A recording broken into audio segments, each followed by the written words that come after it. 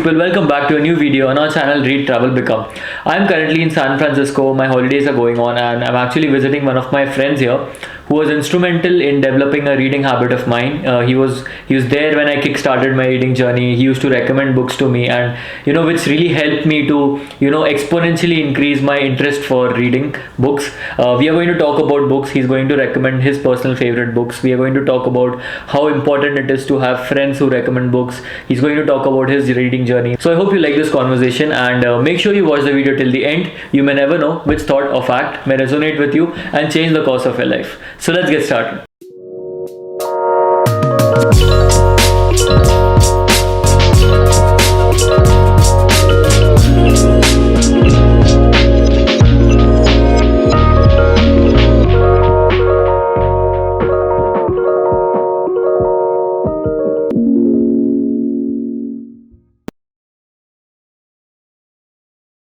Okay, so welcome Akshay on my channel. I always wanted to feature you on my channel because you are one of the main reasons I actually started reading books and which led me to make this channel and talk about books, recommend books. So I wanted to know about you and your reading journey in this video. We are also going to talk about one specific book which we recently read, which we feel everybody should read. But before that, we will talk about his reading journey. And so yeah, Akshay, how important it is to have friends who recommend books. I remember when everybody around us was talking about TV series and movies and all this generic stuff, you used to come to me and tell me read this book, read that book, which really, and the recommendations were so good that they hooked me onto the book and I completed those books when I was in a very nascent stage of my reading journey. So how important it is to have friends who recommend books? I think extremely. I had a lot of friends that got me into reading in the first place, and I think when you start reading books, you will find your mind to be very stimulated, because in this age of social media and information, I feel it's very easy to get very overwhelmed with information very quickly. I feel a lot of information that we take in on a daily basis is information that is just unneeded. So when you take the journey of reading one particular book with an intention to take something out of it, maybe just pleasure of reading, or maybe if you're reading a non-fiction book about, let's say, a business leader, you derive some value out of that person's life journey, right? Because they experience their entire life, all of their extraordinary feats of struggle, and they spend some time writing and detailing their life journey, and we as readers get the privilege of being able to experience that in whatever duration we finish reading the book, which is maybe like 10-15 days, and that's their entire life's journey. I think we can take a lot out of any one person's writing. So I think, yes, to answer your question, it's super important to have friends that recommend books to you, so that you have someone that you can talk to about reading. Sometimes people just lose the interest in reading because they don't have someone to maybe talk to about what they learned from the book, right? Exactly. You form a community someday. You feel that there are others like me who read books, and when you discuss books, it's a different game altogether. For example, when I read a book and I interact with my audience online, it gives me a different perspective on what I have read actually. Right. So yeah, and I think talking about my reading journey, I grew up reading Harry Potter. I think that was really the first book series that I took very seriously. I've read every Harry Potter book like multiple times. I've watched the movies, of course. A lot of things from the books have been omitted in the movies because it's just, the books are super long and you can't have every detail in the movie. Which is your favorite book of the entire series? That's a difficult question, but I would go for Goblet of Fire. I think because of the whole Triwizard tournament and how they've described different schools coming in, it's like Hogwarts turns into this host for two other schools, and all their professors and their students come in and how they interact with Hogwarts students. I think the entire charm of having all the events of the Triwizard tournament and Voldemort coming back after the end of the movie, I think it was amazing. The way J.K. Rowling has created this magical community And to think that she was rejected by 13 or 14 publishers, if I'm not wrong, before she wanted to start publishing the book. So it's crazy how one person can influence such a wide group of people into believing things that we didn't know existed. Right. That's an amazing thought. And I would also like to ask you. You mentioned that you have been reading since you were like small, since you were very young. I started reading when I was in my second year. So does that create a difference? Many people feel that they're old enough now. They've, time has gone now. They can't read books now, or maybe they're old enough now. It's not the perfect time to start reading books. What do you think about this? I personally feel there's no right time. Even if you're old, even if you're young, it doesn't matter. Reading is just like watching a movie or playing a sport. It doesn't need an age, right? So what do you think about that? I think as as is true for anything in life, it's never too late. Because at any age you can derive meaning from life through any activity. I've seen 90-year-olds diving from a helicopter, wanting to experience skydiving. So I think I don't think it's ever too late. Plus the human brain is such a fascinating object where you can make new neuron connections at any age. It's this property called neuroplasticity or whatever that is. So I think reading should be like a daily habit, something that you derive pleasure out of, not just for the purpose of taking value out of it, but also for the sake of just bettering your understanding of how the world works, right? I like to draw parallels with social media again, because we live in a very technology and information dominated world. With social media, within 10 minutes you're reading 10 different things, of which 9 things might not even interest you, but it just occupies your brain. And I feel every human being only has a limited willpower / mental ability for one particular day before the brain finally gives in when it becomes fatigued. So you need to be very choosy about the information you're feeding your brain. And when you read 10 to 20 different smaller, say, entertainment articles, might not be the best use of your brain in terms of storing the information.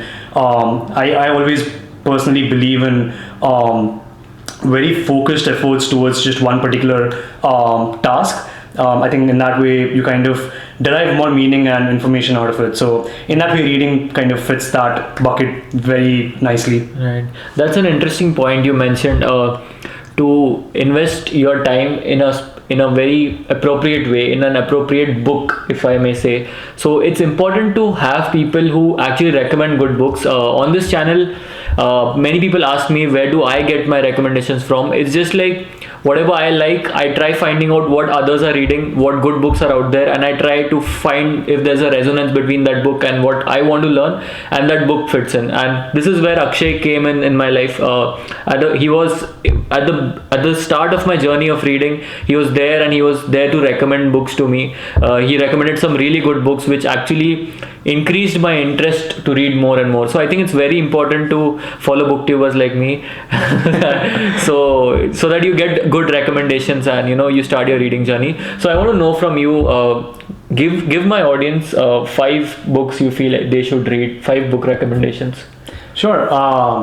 If you're new to reading, I definitely suggest Harry Potter series, just because it will keep you so enthralled and so captivated that you might actually make reading a permanent habit just because of reading that.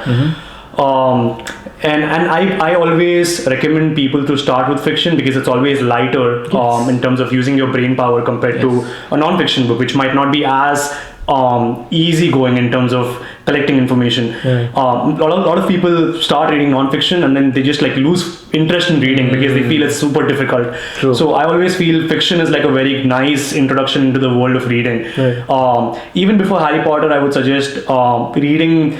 I personally am a very huge fan of thriller books, crime, thriller. Those genres always keep you hooked for chapter after chapter, line after line. So one of my most favorite authors is Sidney Sheldon. I was reading a lot when I was a kid, and then I stopped because, the Indian education system requires you to focus on certain things at certain points in your life. But when I got back into reading, this was when I was 18 or 19 years of age. The first book I remember very vividly that I picked up to get me back into the habit of reading was Sidney Sheldon's Rage of Angels. That's something that I suggested to Avdut very recently. Yeah. And then that kind of got me into reading a lot of other Sidney Sheldon's work, like Master of the Game, Best Laid Plans, Doomsday Conspiracy, which is an amazing book. If you're into space, if you're into alien tech and those things, it's an amazing book, Doomsday Conspiracy. Mm-hmm. A lot of it is taken from, it's inspired from real life accounts. So Sidney Sheldon is a personal favorite of mine, and then through Sidney Sheldon I discovered Agatha Christie, which, I mean, amazing writer. She's brilliant. I read the book and then there were none. Yes. It is mind blowing. You cannot even if you've not watched the movie, or if you've not read the book before, or if you've not heard the story before, it's impossible to understand or wrap your head around what really goes on in terms of and it's unputdownable. You want to know what happens next. You want to read it till the end. True. Yeah. The book is so great that they actually had to have a is it called an epilogue? The part after the book. Yeah. They actually had to have an epilogue after the book to explain what went down. Yeah. And you won't even see that coming from a mile away. So it's amazing.